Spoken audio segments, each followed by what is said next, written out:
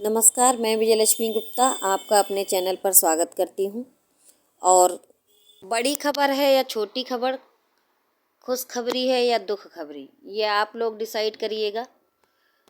उत्तर प्रदेश अधीनस्थ सेवा चयन आयोग पिकअप भवन तृतीय तल गोमती नगर लखनऊ के द्वारा जो विज्ञापन संख्या आपकी 5 थी, कंप्यूटर अनुभाग 12, और आपकी जो पेट की सीधे सीधे साधारण शब्दों में समझिए कि पीटी जो आपका हुआ था 2023 का, ठीक है, उसका रिजल्ट जो है इनकी जो आधिकारिक वेबसाइट है उस पर डाल दिया गया है।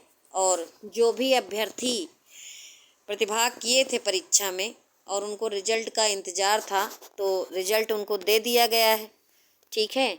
तो ये खुशखबरी है या दुख खबरी है वो खुद ही डिसाइड कर लें, क्योंकि मुझे तो खैर नहीं लगता है कि ये कोई खुशखबरी है। जैसे ही ये रिजल्ट जो है मिल जाएगा आपको, तो आपके दुख के दिन शुरू हो जाएंगे। सबसे पहले दुख ये होगा कि आप इंतज़ार करना शुरू करेंगे कि इसके माध्यम से कौन सी भर्ती आने वाली है, ठीक है। फिर गलती से अगर कोई एग्ज़ाम निकाल भी दिया गया तो आपसे फॉर्म भरवा लिया जाएगा, ठीक है, रजिस्ट्रेशन करवाया जाएगा पहले इसके माध्यम से।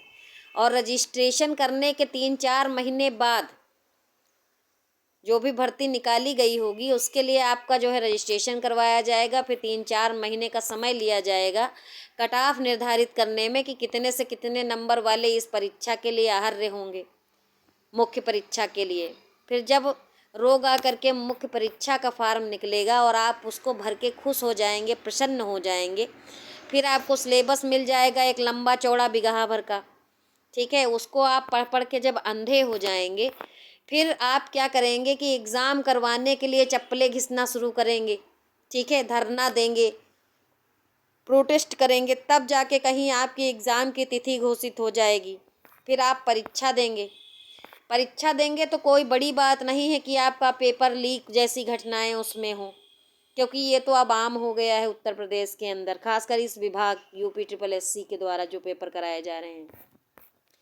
फिर जब किसी तरह से रोग आके आपकी परीक्षा हो जाएगी, फिर आप क्या करेंगे कि आंसर की का इंतज़ार करेंगे। आंसर की का जब इंतज़ार ख़त्म होगा महीने 1.5 महीने में, तो महीना 1.5 महीना लगा करके आपको फिर रिवाइज्ड आंसर की, या हो सकता 3 महीना 4 महीने बाद रिवाइज्ड आंसर की मिले। फिर जब रिवाइज्ड आंसर की मिलेगा तब आपका रिजल्ट आएगा, और जब रिजल्ट आएगा तो नियुक्ति के लिए आप चप्पलें घिसेंगे, और उस बीच में इलेक्शन आ जाएगा, आचार संहिता लग जाएगी। तो ऐसे करते करते जो है 5-6 सालों का समय बीत जाएगा। तो जो युवा उम्मीदवार भरा होगा फार्म ये वाला, तो वो प्रौढ़ हो जाएगा, और अगर प्रौढ़ वाला भरा होगा तो वो वृद्ध हो जाएगा, ठीक है। तो अब खुशखबरी है या दुख खबरी है, ये आप लोग डिसाइड कर लीजिए। अच्छा, ये तो चलो बात हो गई खुशखबरी और दुख खबरी की। अब मेरा मन कर रहा है कि हम आपको एक कहानी सुनाएं, ठीक है। तो वो अब हम कहानी सुनाने जा रहे हैं, और थोड़ा धैर्य रख के मेरी कहानी सुन लीजिए, क्योंकि इतना समय आप देते हैं तो ये कहानी ज़रूर आपके लिए है और आपको सुननी भी चाहिए। एक बनिया था, ठीक है।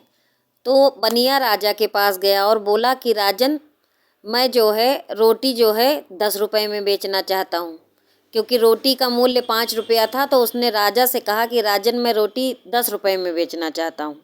तो राजा ने कहा कि 10 में क्यों, तुम रोटी जा कर के 30 में बेचो। तो बनिया ने कहा कि ये ज़्यादा नहीं हो जाएगा।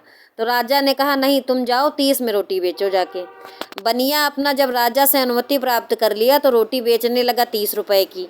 अब जब रोटी 30 रुपये की बिकने लगी तो जितनी जनता थी वो परेशान हो गई, क्योंकि रोटी मिल रही थी 5 रुपये की और बेचने लगा बनिया 30 रुपये की। अब वो सब परेशान हो गए, त्राही त्राही करने लगे।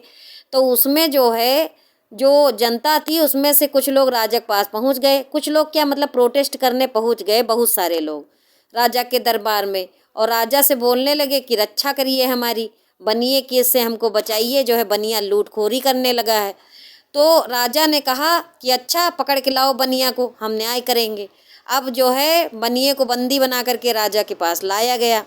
तो बनिया चुपचाप वहाँ हाथ जोड़ करके खड़ा था। तो राजा ने कहा, क्यों रे बनिए, तो रोटी 5 रुपये की थी, तुम 30 की कैसे बेचने लगे हो। तो बनिया कुछ नहीं बोला। फिर राजा ने कहा कि मेरे राज्य में ये तुम्हारी जो है दादागिरी धांधलीबाजी नहीं चलेगी।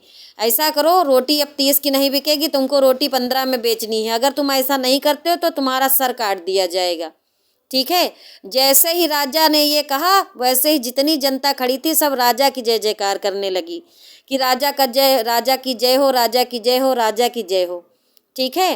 तो राजा की जय जयकार करने लगी। अब राजा मन ही मन खुश हो रहा था, क्योंकि उसको जो करना था उसने कर लिया, बनिया को जो करना था वो बनिया ने कर लिया।